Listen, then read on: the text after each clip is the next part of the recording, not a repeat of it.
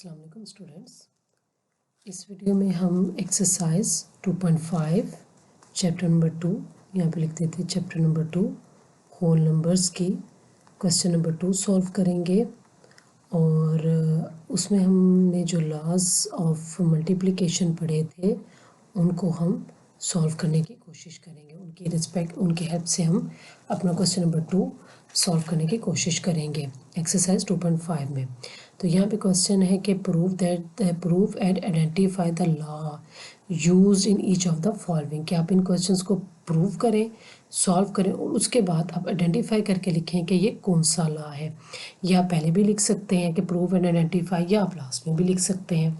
तो यहाँ पे आपको पता है कि आप दो नंबर्स हैं, तो यहाँ पे दो नंबर्स आपके ऑर्डर चेंज हुआ है, लेकिन आप उनका ऑर्डर चेंज हुआ है। तो हम देखेंगे कि जहाँ पे दो नंबर्स ऐड हो रहे हो तो वो कम्यूटेटिव लॉ होता है। ठीक है, तो आप क्या लिखोगे कि पहले आप यहाँ पे लिख लोगे कि दो नंबर्स जहाँ पे ऐड हो रहे हो, हमें पता होता है कि by I will like to change the colour. Okay, यहाँ पे आपको पता है कि जहाँ पे आपका वो कौन सा आपका हो जाएगा, आपका बाय कम्यूटेटिव लॉ। ओके, मैं थोड़ा सा एब्रीवेशन में लिखूँगी, आप पूरा लिख लीजिएगा। By commutative law with respect to addition. क्या आपको पता चलता है, आपको पता है कि विद रिस्पेक्ट टू एडिशन कि जब दो नंबर्स ऐड हो रहे हो तो उसमें ये वो कम्यूटेटिव लॉ होता है। तो हम इसका फार्मूला लिख लेंगे। अब हम अपने क्वेश्चन की वैल्यूज़ लिखेंगे 3 + 2 और बी कहाँ, बी क्या है हमारे पास 2 + 3। तो इन दोनों को प्लस किया, 3 में 2 प्लस किया, 2 में 3 प्लस किया तो 6 आ गया। तो क्या ये हो गया कि यहाँ पे आप लिखोगे 8 इज, क्योंकि दो आंसर सेम आ गया, ऑर्डर चेंज होने से आंसर चेंज नहीं हुआ कि या 3 + 2 कर लो या 2 + 3 कर लो, तो आंसर सेम आ गया। तो ऐसे केस में वो commutative law with respect to addition होता है। So it is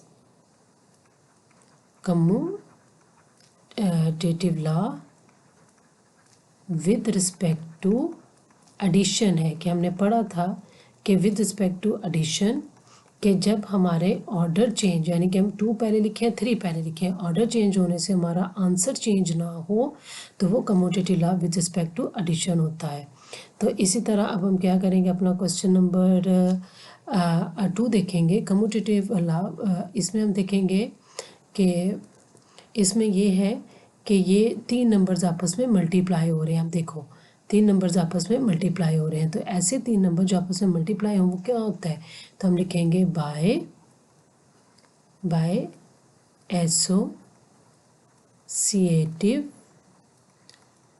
associative law with respect to multiplication है कि जब तीन नंबर्स आपस में मल्टीप्लाई हो रहे हो तो वो तीन नंबर्स का लॉ क्या होता है, एसोसिएटिव लॉ। तो उसमें फार्मूला क्या होता है, a × b × c is equal to a × b × c। तो यहाँ पे क्वेश्चन में लास्ट 2 में ब्रैकेट्स हम भी यहाँ पे डाल लेंगे। तो अब हम अगर अपना क्वेश्चन सॉल्व करें तो यहाँ पे क्वेश्चन क्या है, 1 × 3 × 2 इज इक्वल टू 1 × 3 × 2।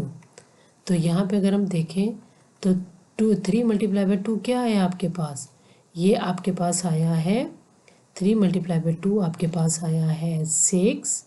और यहाँ पे अगर आप देखो कि आपके पास 1 × 3 क्या आता है आपके पास, यहाँ पे अगर आप देखोगे तो ये आता हमारे पास 3।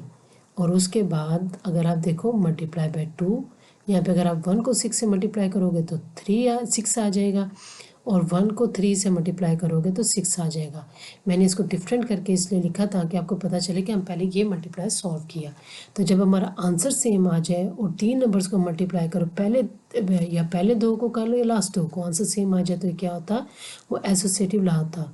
सो इट इज एसोसिएटिव, आप पूरा लिख लोगे, associative law with respect to multiplication, with respect to multiplication आपका एसोसिएटिव लॉ है। अब हम अपना क्वेश्चन नंबर 3 देखते हैं। क्वेश्चन नंबर 3 में क्या है कि क्वेश्चन नंबर 3 में 3 नंबर्स ऐड हो रहे हैं। यहाँ पे आप देखो कि 3 नंबर्स आपके ऐड हो रहे हैं। तो जब आपके 3 नंबर्स ऐड हो रहे हैं तो वो क्या होता है, होता बाय कम्यूटेटिव लॉ। वो आपका by commutative law with respect to addition, वो आपका विद रिस्पेक्ट टू एडिशन है। ओके, तो इसमें आप क्या करोगे, हम इसको सॉल्व करते हैं। हम अपना फॉर्मूला यहाँ पे लिखेंगे पहले कि A plus sorry commutative law, sorry 3 numbers में आपका कम्यूटेटिव लॉ नहीं आता, 3 नंबर्स में आपका बाय एसोसिएटिव लॉ आता। ओके, अच्छा 3 नंबर्स को आप ऐड कर रहे हो तो आप इसको इस तरह लिख लोगे। ओके, अब क्वेश्चन में लास्ट 2 पे ब्रैकेट हम लास्ट 2 में डाल लेंगे।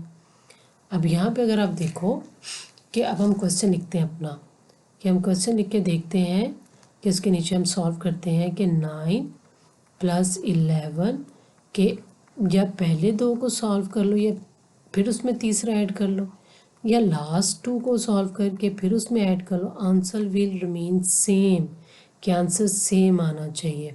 तो जब आपने 11 में 13 प्लस किया तो ये आपका आ गया 24। यहाँ पे आपने जब 11 में 9 प्लस किया तो आपके पास क्या आ जाएगा, यस आपके पास आ जाएगा 20। तो जब आपने 20, अब यहाँ पे अब हम आंसर देखते हैं। अब हमने फर्दर क्या करना, 24 में ऐड करना 9 को, तो वो आप हमारे पास जब किया तो हमारा आंसर आ जाएगा 24 में 9 ऐड किया 33। और यहाँ पे भी आप देखो कि 20 में 13 ऐड किया तो आपका आंसर आ गया 33। तो इसका मतलब क्या है कि हम पहले 2 को ऐड करें या लास्ट 2 को, आंसर आपका चेंज नहीं हुआ। तो इसका मतलब ये है कि ये so it a associative law. तो ये आपका associative law with respect to addition है, ये आपका associative law with respect to addition है। अब हम क्वेश्चन नंबर सॉल्व करते हैं, नेक्स्ट क्वेश्चन सॉल्व करते हैं, क्वेश्चन नंबर 4। और क्वेश्चन नंबर 4 में हमें गिवन है 2 नंबर्स। देखिए कि आपके क्वेश्चन 2 नंबर्स आपके आपस में मल्टीप्लाई हो रहे हैं। तो 2 नंबर्स आपस में मल्टीप्लाई हो रहे हैं तो वो कौन सा लॉ होता है, by commutative law with respect to multiplication है। तो उसका फॉर्मूला क्या होगा हमारे पास, कि ए को या बी से मल्टीप्लाई कर लो या बी को ए से मल्टीप्लाई कर लो, आंसर सेम रहेगा।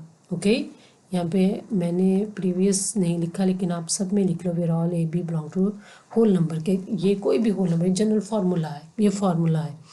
तो उसमें आप देखोगे या आप 8 को 7 से मल्टीप्लाई करोगे या 7 को 8 से मल्टीप्लाई करोगे, तो आंसर ऑर्डर चेंज होने से आंसर चेंज नहीं होता। ये अगर आप करके देखोगे तो आंसर चेंज नहीं होगा, दोनों केसेस में आपका आंसर 56 ही आएगा।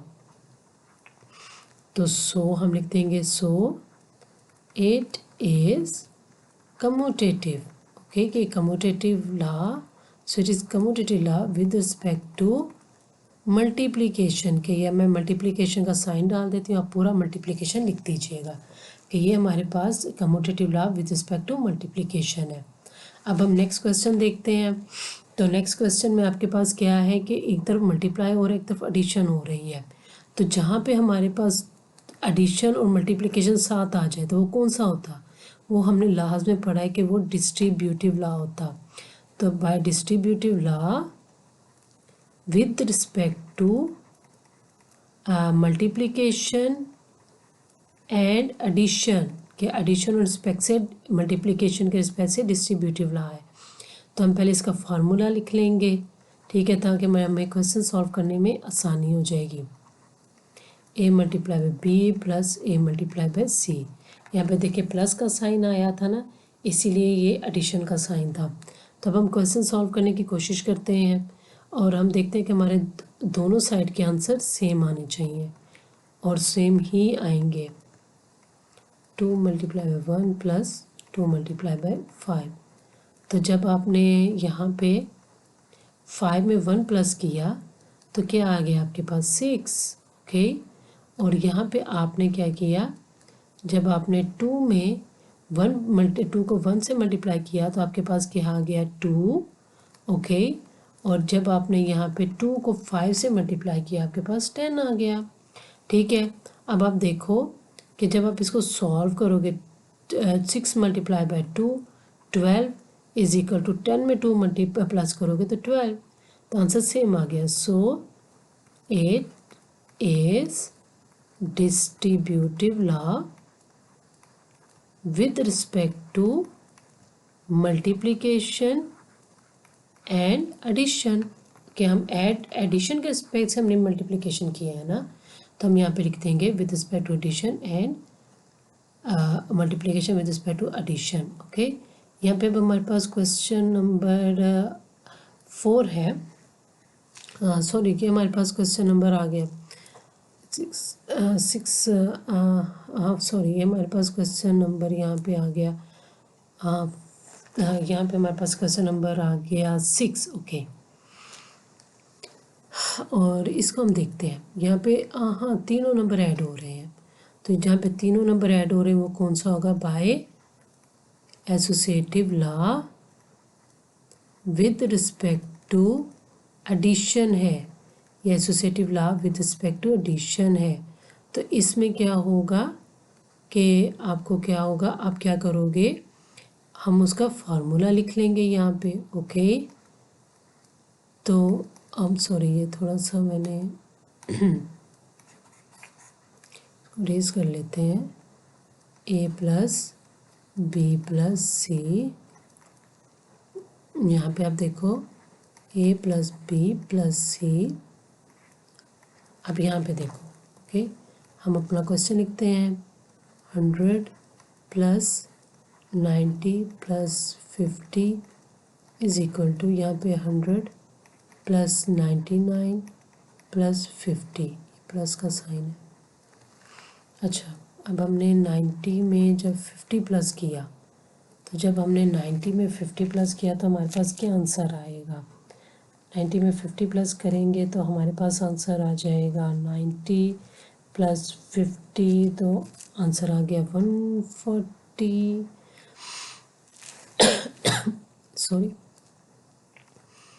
यहाँ पे हमने आंसर, अब हमने क्या किया, 100 में प्लस करना है 99, तो वो आंसर हमारे पास आ जाएगा 199।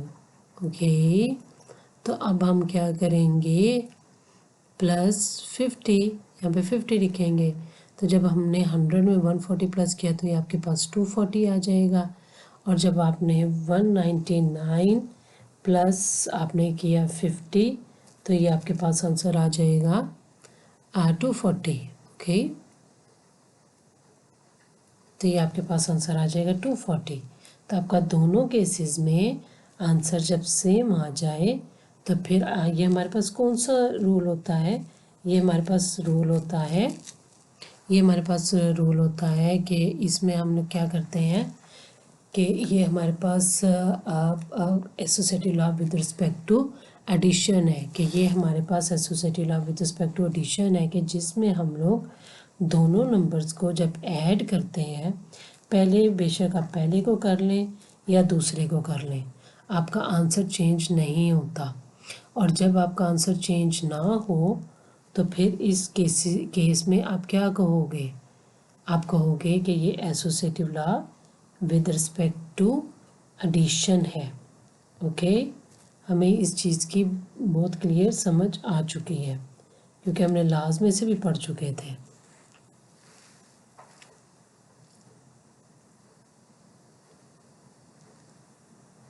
ओके, अब हम नेक्स्ट क्वेश्चन देखेंगे।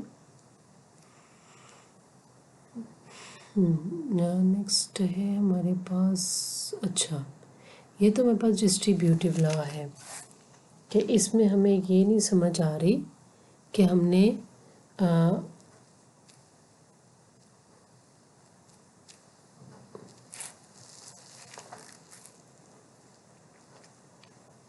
कि यहाँ पे हम देख रहे थे कि जब हमने ये क्वेश्चन अगर आप देखेंगे तो 199 में जब आप लोग हम यहाँ पे करके देख लेते कि 50 प्लस करें 9 आ रहा, 9 10 11 12 13 14 4 1, तो ये आपके पास 249 आ रहा है।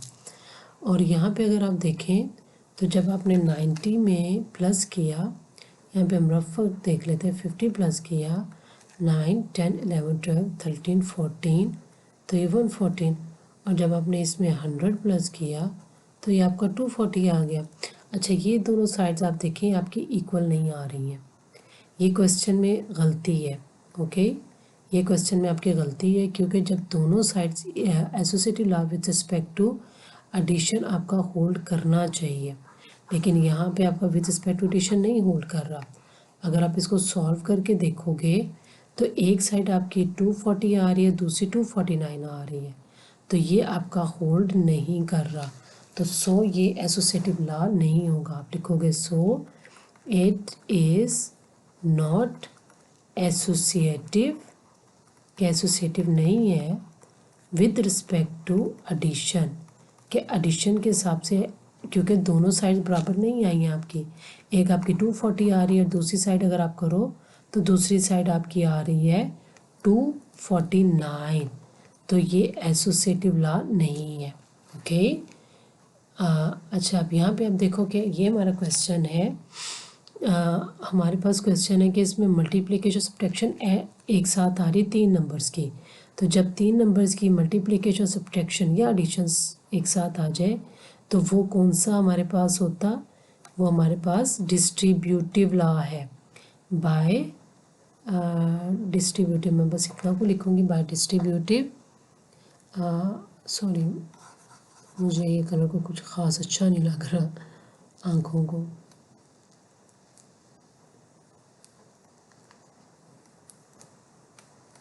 Okay, right now we will stick with this color. Okay, this one, by distributive law with respect to multiplication and subtraction. Okay, तो इसका हमारे पास क्या फार्मूला होता है, a multiply by b minus c is equal to a multiply by b minus a multiply by c. Okay, तो यहाँ पे आप लिखो कि 3 मल्टीप्लाई बाय 4, फार्मूले के हिसाब से हम अपना क्वेश्चन सेट कर लेंगे। 3 मल्टीप्लाई बाय, अगर आपको फार्मूला आप लिख लोगे तो क्वेश्चन उसके नीचे लिखोगे, तो आपके लिए क्वेश्चन सॉल्व करना, उसको वैल्यूएट करना आपके लिए बहुत ईजी हो जाएगा। तो यहाँ पे 4 में से हमने 1 माइनस किया तो हमारे पास क्या आ जाएगा, 3 आ जाएगा। और यहाँ पे हमने इसमें से माइनस किया, 3 में से 4 माइनस किया, 3 को 4 से मल्टीप्लाई किया 12, तो बीच में वाला साइन आ गया माइनस। फिर 3 में से हमने 3 को 1 से मल्टीप्लाई किया 3। ओके, तो यहाँ पे जब हम 3 को 3 से मल्टीप्लाई करेंगे 9, और 12 में से 3 माइनस किया 9, सो it is distributive with respect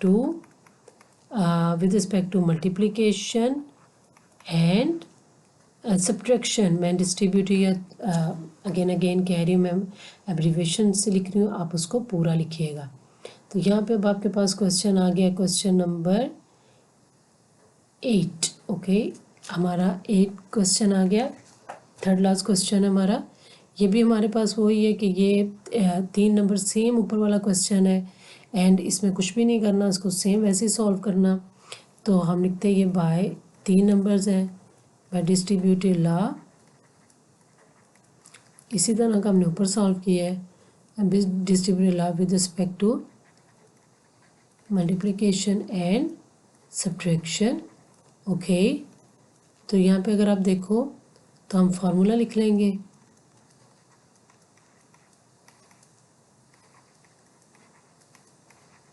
okay, अब फार्मूले के हिसाब से हम अपनी वैल्यूज़ पुट कर लेंगे, सेम वही पैटर्न है जो ऊपर वाले क्वेश्चन का था।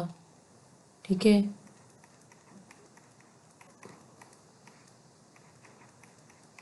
ओके, अब आपने 10 मल्टीप्लाई बाय 5 में से, हाँ ओके 5 में से 7 माइनस किया। अच्छा ये क्वेश्चन थोड़ा सा डिफरेंट है। 5 में से 7 माइनस किया, अब ये अभी आपने शायद नहीं पढ़ा, लेकिन ये -2 आता। तो ये जो क्वेश्चन है ना, उन्होंने पहला तो आपसे सॉल्व करवा लिया। आई वॉज अमेज्ड कि ये क्वेश्चन दोबारा क्यों आया है। तो 10 में से 10 को 5 से मल्टीप्लाई किया 50। तो यहाँ पे अगर आप देखो, मैं इसको कलर चेंज कर लेती, माइनस यहाँ पे है 70। तो ये आपका आंसर सेम नहीं आएगा। ओके, यहाँ पे आपका आंसर सेम नहीं आ रहा, या इस तरह सेम आ रहा कि 10 को -2 से मल्टीप्लाई किया तो आपका आंसर इस तरह सेम आ रहा। ये होल नंबर्स में नहीं है, ये क्वेश्चन होल नंबर्स में माइनस नहीं आता। ओके, लेकिन ये क्वेश्चन माइनस के रिस्पेक्ट से उन्होंने दे दिया कि 5 को 7 में से माइनस किया, -2 आ गया। तो जब आपने 10 को -2 से मल्टीप्लाई किया 20, 50 में से जब आपने 7 में से 5 माइनस किया तो -20 आ जाएगा। ये associative law with respect to subtraction है, सॉरी ये विद रिस्पेक्ट टू सब्ट्रैक्शन है। लेकिन अभी यहाँ पे इस पूरे टॉपिक में होल नंबर्स में हमने माइनस वाली कोई चीज़ स्टडी नहीं की है। ये सेट ऑफ इंटीजर्स होता है जिसमें हमारा, जब हम 5 में से 7 को माइनस करते हैं वो सेट ऑफ इंटीजर्स को शो करता। होल नंबर्स में नहीं है ये चीज़, वो सेट ऑफ इंटीजर्स होते हैं जो प्लस और माइनस इकट्ठे साथ आते। मे बी आपने पढ़ा हो या मे बी आप में से किसी ने ना पढ़ा हो, लेकिन नेक्स्ट क्लास में या फर्दर इसी क्लास में मे बी आपको कोई चैप्टर हो जिसमें आप ये पढ़ेंगे। लेकिन 5 में से जब आप किसी छोटी रकम में से बड़ी रकम माइनस करते हैं तो फिर साथ माइनस आ जाता है।